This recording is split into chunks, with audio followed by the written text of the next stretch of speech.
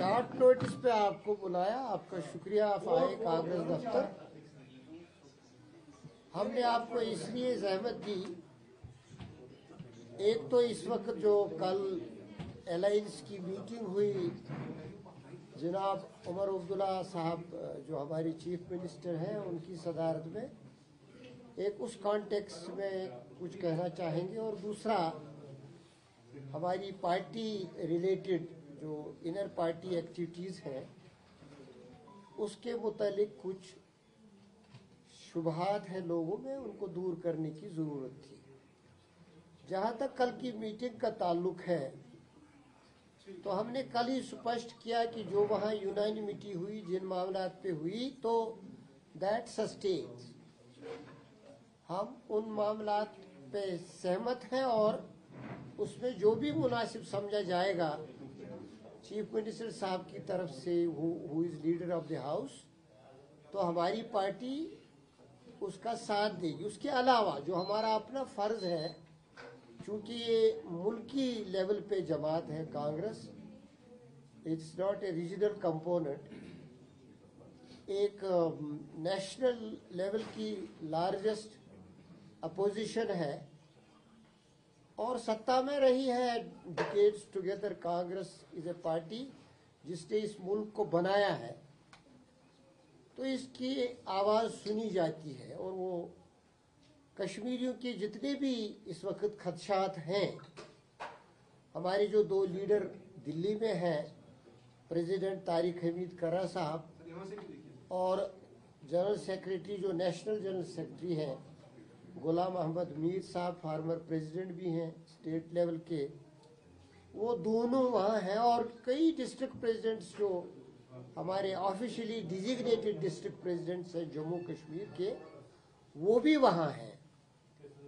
तो दोनों हमारे जो लीडर हैं उन्होंने यहाँ के सियासी मंजरनामे को भी हाई कमांड के सामने पेश करके जो यहाँ खदशात हैं या जो पॉलिटिकल प्रोसेस में बाधाएं हैं या किसी तरीके से समझा जाता है कि डेमोक्रेसी और कॉन्स्टिट्यूशन को अंडरमाइन किया जाता है पर्टिकुलरली इन कश्मीर, तो उस वो कंसर्न्स जो हैं उन कंसर्न्स को लेके उन्होंने हाई कमांड को मुतल्ला किया। एंड वी आर श्योर कि उनका तो रहा ही है नुक्ते नज़र यही कि कश्मीरियों को इस घड़ी में we are going through a critical phase, इसमें कांग्रेस हमारी सहायता करेगी और वो उस बारे में कमिटेड है। एक तो ये बात।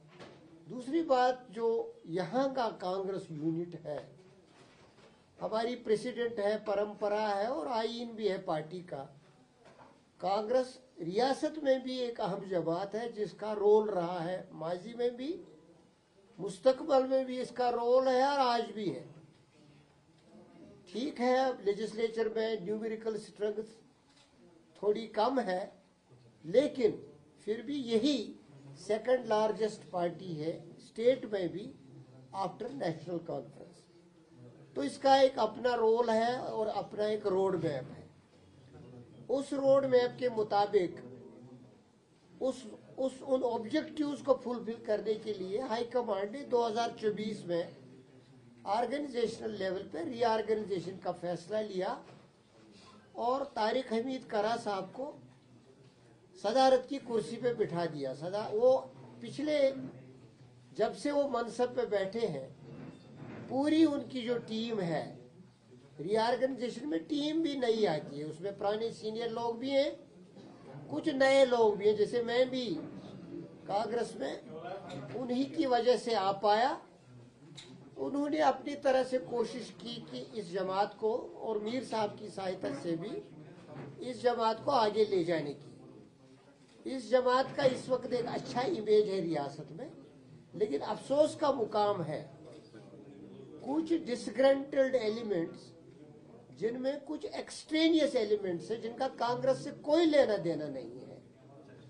वो आज खुद दिल्ली गए और वहां एक ड्रामा रचाया और बहुत ही बदतमीजी से काम लिया, किसी मॉरलिटी, किसी इथिक्स का लिहाज नहीं रखा परहैप्स कांग्रेस को बदनाम करने के लिए स्टेट लेवल पे भी और कंट्री लेवल पे भी they are perhaps working at the behest of enemies of Congress. Congress के दुश्मनों की बुनियाद पे ऐसे लोगों को जिन्होंने कांग्रेस के लिए कुर्बानियां दी, ऐसे लोगों के लिए जो कांग्रेस को आगे ले जाने के लिए जिन्होंने बहुत कुछ किया। गुलाम अहमद मीर साहब, आप जिस दफ्तर में बैठे हो रियासत में कहीं किसी बड़ी पार्टी का भी ऐसा कोई दफ्तर नहीं है, चाहे इंफ्रास्ट्रक्चर बिल्डिंग थी, वर्कर्स को आगे ले जाने की एम्पावरमेंट की बात थी, उन्होंने अपने टेन्योर में भी किया। और आज जब वो नेशनल जनरल सेक्रेटरी है तो स्टेट यूनिट को आगे ले जाने के लिए वहां का इन्फ्लुएंस भी इस्तेमाल करते हैं। तारिक हमीद करा साहब ने तो पार्लियामेंट मेंबर ही छोड़ दी। उस वक्त सेक्युलरिज्म को आगे ले जाने के लिए, रीजनलिज्म खत्म करने के लिए, हेट पॉलिटिक्स को खत्म करने के लिए वो बड़े they are leaders of stature. और उनको आप पता नहीं किस एनिमी क्वार्टर से शह मिलती है एक्सट्रीमिस्ट एलिमेंट्स को, सेबेटियर्स को, जो लोगों में गलत परसेप्शंस पैदा करते हैं और नेशनल लेवल पे मीडिया को इस्तेमाल करके मिसलीड करते हैं। हम स्पष्ट करना चाहते हैं नेशनल लेवल पे भी और यहाँ पे भी कि एक डिसिप्लिनरी कमेटी होती है हर पार्टी में। J&K लेवल पे भी डिसिप्लिनरी कमेटी है। ऑलरेडी पहले ही डिसिप्लिनरी कमेटी ने उनके खिलाफ रिपोर्ट दी है कि ये पार्टी को बदनाम कर रहे हैं और नज़्म ज़ब्त का उल्लंघन कर रहे हैं। दूसरी बात ये कि कल जो हाईकमांड ने मीटिंग बुलाई थी डिजिग्नेटेड, ऑफिशियली डिजिग्नेटेड ये डिस्ट्रिक्ट प्रेसिडेंट्स की, और जिसमें सीनियर लीडर भी वहां है मौजूद, उसमें वो मौजूद नहीं थे। उन्होंने ये इंप्रेशन कन्वे करने की कोशिश की कि हम इनवाइटेड हैं, क्योंकि पार्टी का अपना एक तरीका है।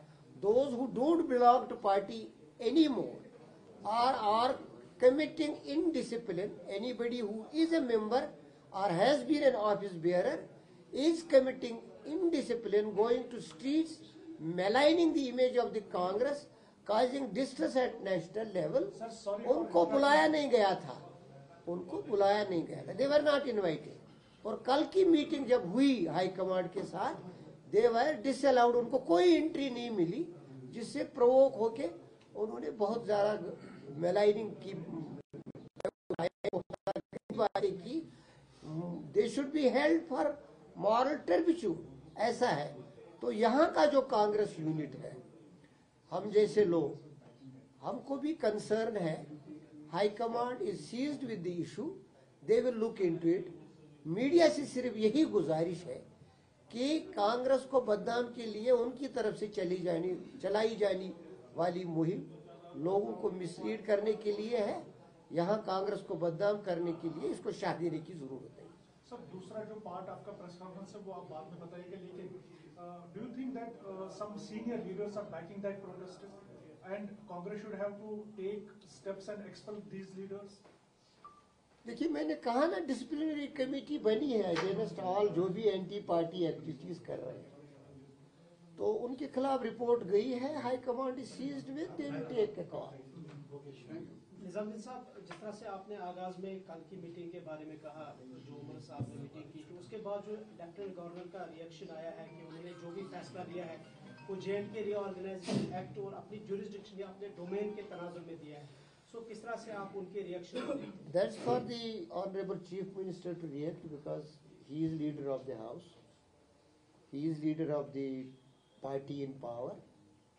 उनके लिए वो he will definitely take a call on that. उनके लिए प्रॉपर है कमेंट करना, और हम तो सिर्फ यही मशवरा देंगे कि any development which is related to causing some kind of a fissure here or there, उस पर अलायंस बार बार मिले एक कोऑर्डिनेटेड एफर्ट के तौर, और what ever is constitutional, legal and ethical in politics, उसको फॉलो करें। 3 रोजा दौरा है होम मिनिस्टर साहब का जम्मू कश्मीर का, तो आप एक्सपेक्टेशंस क्या रखते हैं उनके दौरे से? होम मिनिस्टर साहब मेनली जो हमने देखा, उनके 2 एजेंडाज हैं। 1 to take a review of security situation because of the incidents that took place in Jammu, and overall situation as home minister he has to दूसरा जो उनका ऑब्जेक्टिव है जो प्रेस में आया, I don't know, he should be knowing it better, कि he will address the party MLAs also, BJP MLAs, that's a party affair and this is a government initiative.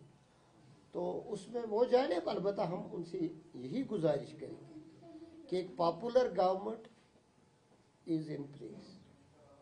इस वक्त वो एक सरकार है जिसको एक मैसिव मैंडेट मिला है, और ये जमहूरियत और मुल्क के लिए भी फख्र की बात है, क्योंकि इंस्टीट्यूशन से ही हिंदुस्तान जाना जाता है, जिंदा है, और सिस्टम जो चलता है वो इंस्टीट्यूशंस के आधार पर ही चलता है। हम उनसे गुजारिश करेंगे होम मिनिस्टर साहब से कि कोई भी काम जो हो स्टेट गवर्नमेंट को बाईपास करके ना किया जाए, चाहे मशावरत ही, जहां उनका अपना कानून है वो कर लेंगे, वो जो उनको अपने इख्तियारात है उसमें उनको मशवरे की जरूरत नहीं है, लेकिन जो स्टेट में कोई इनिशिएटिव हो, कोई एक्शन हो, कोई रिव्यू हो, कोई इंफॉर्मेशन इनपुट हो, state government has to be on board.